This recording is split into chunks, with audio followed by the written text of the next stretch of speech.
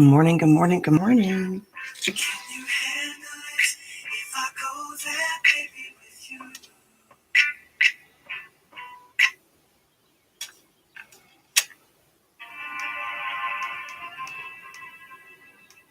Good morning, good morning, good morning. Just going to do a quick cards and coffee.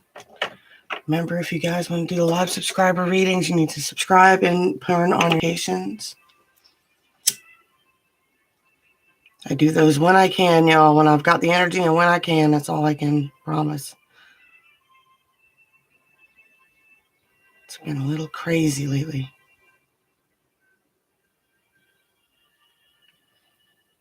But I try to keep things simple with this stuff. Come on.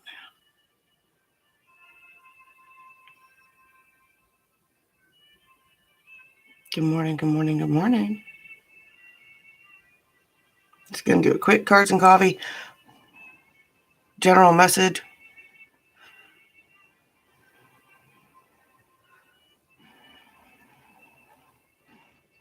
I say these are pretty timeless too. I'm telling you, man. Y'all keep watching. There's about to be a showdown between the King of Fire and the King of Swords. Wands and swords. All right. Let's see what we're dealing with mostly today. Good morning, Ralph. Long time. No comment. All right. We got Scorpio. We got 9. And we got Pluto. Not Uranus. 9. A lot of undercurrents. 9. 9, I always say, is like it's solutions or excuses, right? Scorpio. Believe it or not, I have a lot of Scorpio placements too. A lot more of that water energy is still coming through. I believe my Mars is in Scorpio. My Mercury is in Scorpio. Something else, I don't remember. One of my other planets, one of my big planets is in Scorpio. Carry a lot of that energy. I think the Scorpio, fairies coming through today. Fairies coming through today. Some fae magic, some of that spring energy. Let's see what the shadow side is.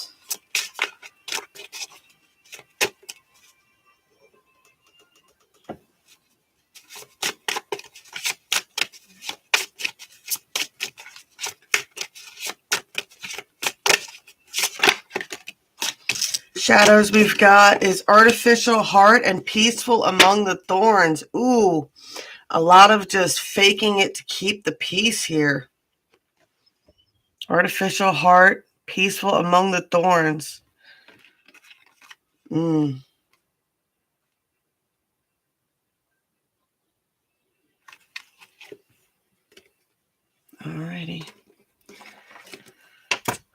Let's see what we got to go with that. Just want a story time to start out today.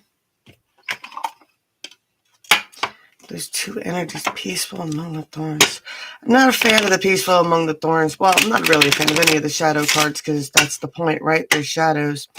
Artificial heart is just the faking it, the going through the motions, the robotics of the relationship. You know what I'm saying? Peaceful among the thorns, but I just do what I do and I sit here and I meditate and I remain calm and non-responsive. I'm peaceful even though my environment is very thorny, right? But it's like, are you really being peaceful or can you just not move for fear of getting poked or spiked? Ooh, we got the stork here. 17, Queen of Hearts. It's our main story energy for the day. 17. Pregnancy, Change, and Delivery. In this tale, The Storks by Hans Christian Andersen, we learn how the stork first came to deliver babies. This is a story of revenge, but also of reward. Young boys tease the baby storks that grow up to deliver young siblings. The kind boy gets delivered a live brother, while the mean boy is given a dead one. When you see the stork, think about how you change your own world with love and kindness. Change is winging its way into your world. When the stork spreads its wings in your layout, often this card represents someone who wants to be a parent. It can be news of a pregnancy or other major changes coming. So examine the surroundings and influences. The combination of the lady, the child, and the stork together almost certainly is an announcement of a new life coming. The stork offers change to your life, just like the arrival of a child. You need to prepare yourself for what may soon be at your doorstep. Alrighty. Do you want to do labyrinth? No. Alright, so big changes. And now, if you're not dealing with children and things of that nature, it could be a new business venture, things like that come into play. Something that could be considered your baby, right?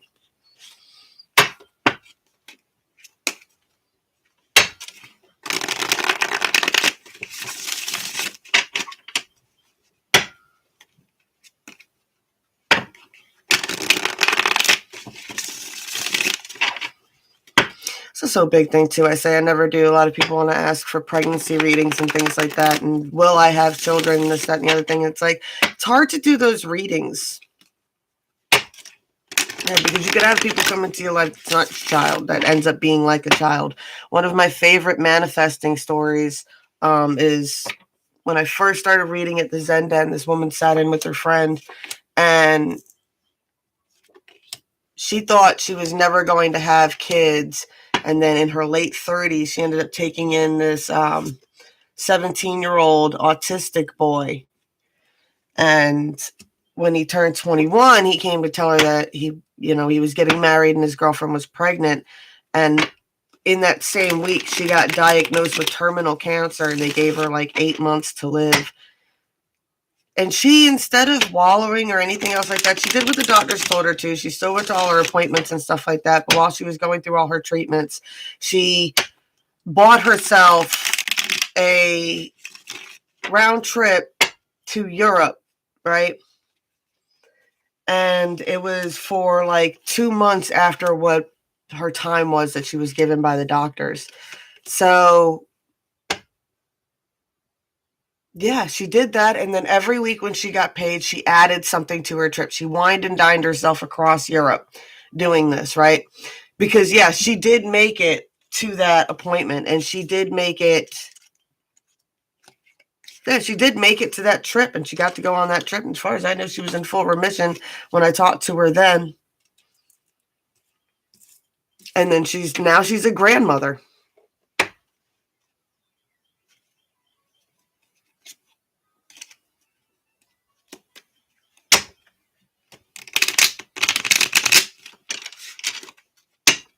And she said it then too. She goes, there was no way she was going to give that. She's like, it's something I never even thought was ever going to happen.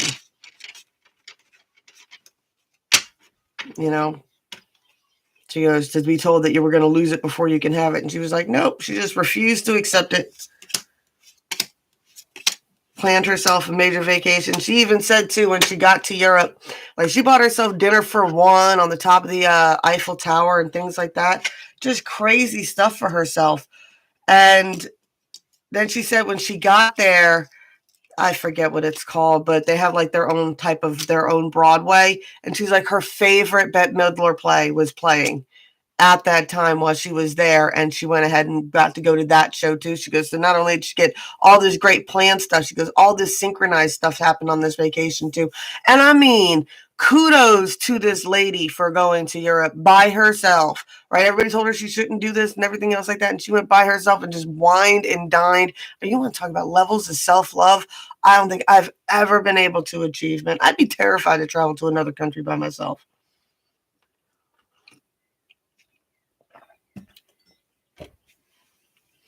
Alrighty. On the 3D here, we got going on. A lot of manifesting energy for sure, right? This is something that's being worked on. Someone is physically working on stuff. Someone with a lot of passion energy, a lot of attraction energy, definitely trying to bring ends to certain cycles. All right.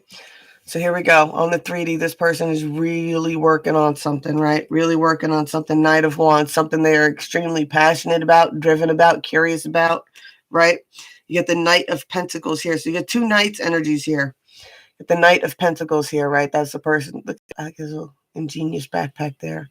Using some ingenuity, trying to figure things out. The Knight of Pentacles is also the Earth card, physical movement, right? You get the King of Wands here, right? Taking control, being in control. Also the male fire sign card there. And you got Death at the end here.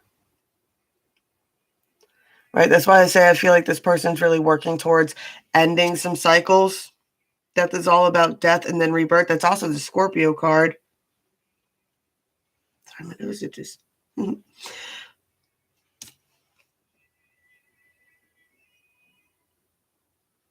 There's definitely some energy here of releasing. Right. Let me check her out. Sorry, this is a new deck, so I'm still learning the cards. So in the background there, you got a gentleman putting roses on a tombstone. And then the Reaper there ended up being a dark-haired woman on a horse with the black wings, right?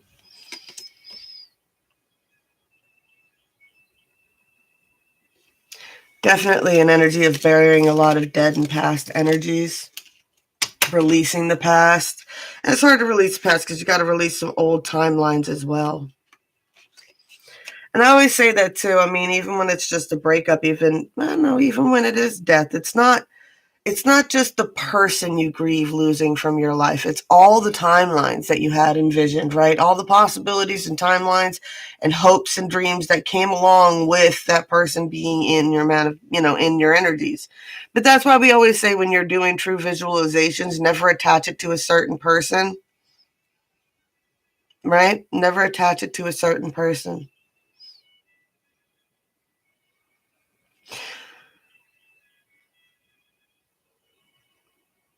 Now, on the bottom there, you had all those knights. So that's definitely a masculine energy that's working on all these things. On the 4D is really being dominated by a feminine energy, right? This is someone who's trying to reconnect, right? And you got the Star card reversed here. The Hermit, right? They're purposely taking solitude, trying to refine their own inner light there with that Hermit card. You got the High Priestess reversed, just still feeling very, very disconnected, right? Trying to find a balance in between spiritual and physical reality, right? Still trying to do that juggling act. And there's definitely some stuff that has not been recuperated from, right? This Four of Swords reversed. This is someone who's still really, really struggling to heal and really, really struggling to heal. And I just get a sense of something happened that seriously caused them to disconnect, right? One way or the other, right? They probably walked too much into the spiritual, right? Had a hard time grounding to the physical. Then when they ground to the physical, they feel too disconnected from spirit.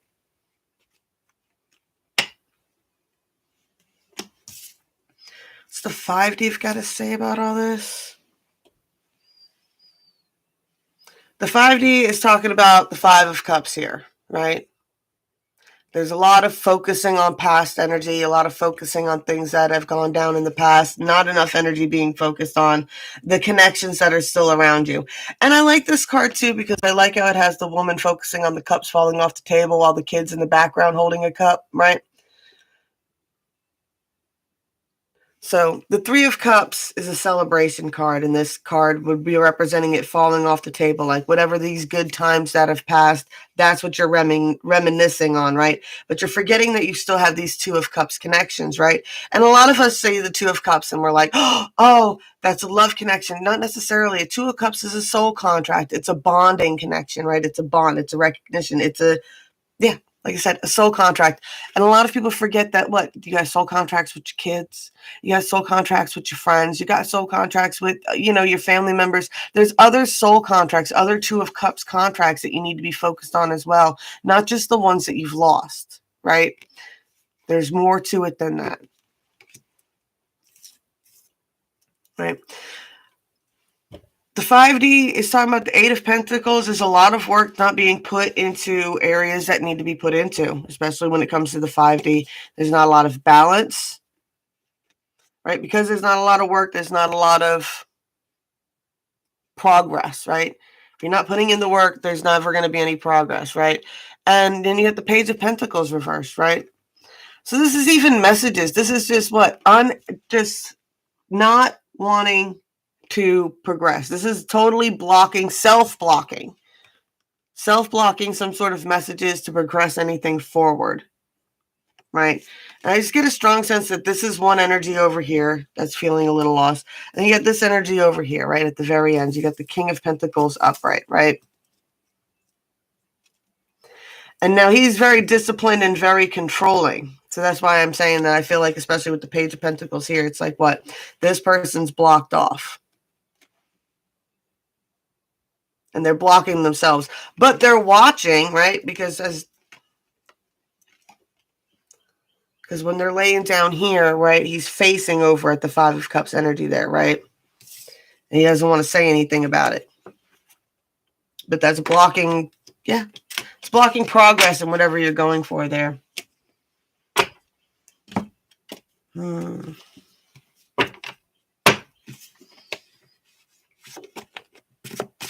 Get a couple of these. We'll roll out. And that's actually, you know what? That goes perfect. That's perfect. That's what it is. What? That person, that Mr. in control, right? For all his discipline and all his controlling nature, what? It's a lot of faking it and it's a lot of keeping the peace, right? It's a lot of keeping the peace. And a lot of that karma card coming up with the storks there, right? That's the past karma. They were mean to the storks. I think this person is also probably waiting to see what comes in.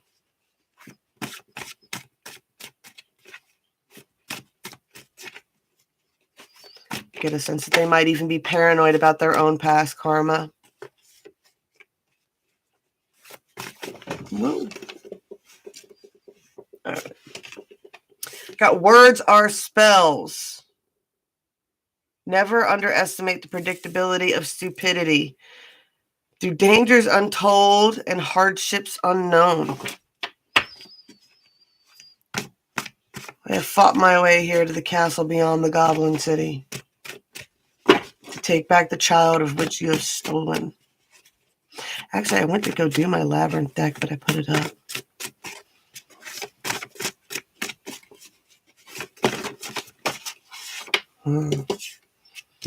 Do or do not, there is no try.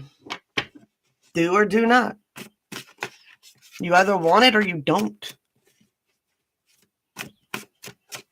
You either want it or you don't. And if you want it, what? Go for it. Do or do not. There is no try, right? I say that to people who are like, oh, I'm so scared to make a move. Why? What do you think is going to happen? Well, nothing's definitely going to happen if you never do anything. What is it? What is that old redneck saying? Can't, never, could, do nothing. Look, the world's opening back up.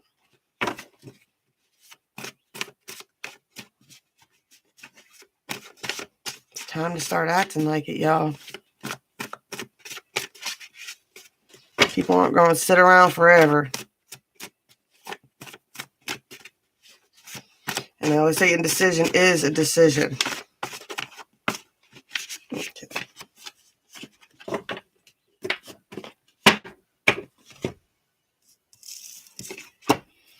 Says, on my knees reaching for fireflies that ain't got no wings. I don't know that song. Nothing is impossible, meaning all things are possible, even impossibility. Patience is bitter, but the fruit is sweet. You don't know pain until you scream to the skies for God to heal your heart. We've all been through pain, y'all. All been through a lot of pain. But, and I've said this too, when it comes to things like that, the more you dwell in it, the more you wallow in it, your brain takes you right back. You're releasing, every time you dwell in it, your brain is releasing the same chemicals as if you were in that moment over and over again. And you got to be mindful when you do things like that, because you can cast those intentions into your next timelines. All right. I'm going to try and come on later and do some more of the subscriber readings. I know I say that every day, but you know what? I got stuff to do, y'all. I got a 3D life as well. And I do other stuff, right? All right. Blessed be all those who walk these weird and winding paths with me. Whenever this card comes out, I know I'm done for sure. I love y'all. I'm going to be back just as soon as I can. Remember, we got the fairy magic out here today as our oracle card. Let's get one more from Miss Sarah here. The fairy magic, right? Get out there. And yeah, you got to believe in magic, right? I don't know why, but for some reason I'm getting Peter Pan. It's like what? Oh, Peter Pan and what? Tinkerbell was going to die because someone said they didn't believe in fairies. And every time someone says they don't believe in fairies, a fairy dies somewhere, right? And you have to get everybody, come on, you got to believe in the fairy. Clap, clap, clap, clap, clap, clap, clap, right? I don't know why that's so important, but it is today. And it's going to be a synchronicity. Y'all keep that in mind as you go about your day, right? Remember, I believe in fairies. All right. I love you guys. I'll be back as soon as I can, I promise.